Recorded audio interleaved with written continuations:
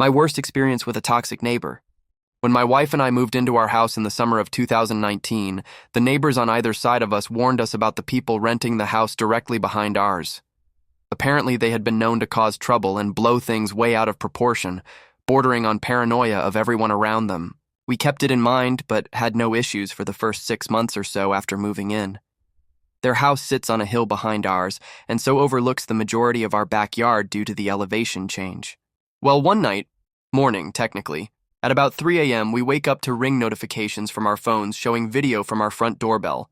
There's a man standing barefoot in a sleeveless shirt on our porch, pounding on our front door.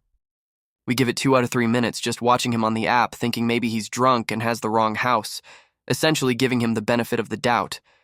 But then we start to hear him say, "Come out, you fucking pussy, I'm gonna fuck you up," etc., and he leaves the porch and starts to head around the side of the house towards our backyard.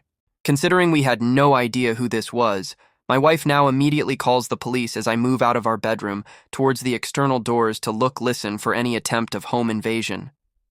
At this point, our neighbors directly behind us throw a huge spotlight into our backyard from theirs.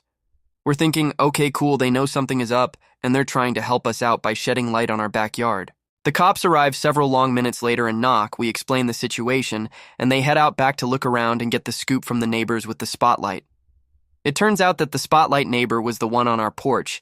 He had jumped our fence into our backyard and up into his yard, and then threw the light on. He told the police that several nights prior, I had let my puppy out into my own backyard in the middle of the night, and because I was in my boxers, that I was trying to expose myself to his family, because they could look down on our entire yard from where theirs sits. He then followed this up to the police with evidence, which consisted of videos he had taken through our windows of my wife and I inside of our own home doing totally normal things like chores, watching TV, etc. Nothing inappropriate or scandalous. Not that it would have mattered anyway. We were in our own home. Because of the elevation difference, if they went out of their way, they could technically slightly see through our closed blinds due to the angle. So they had been filming us for no reason at all and expected the police to see this as reasonable? The cops came back in and my wife was devastated.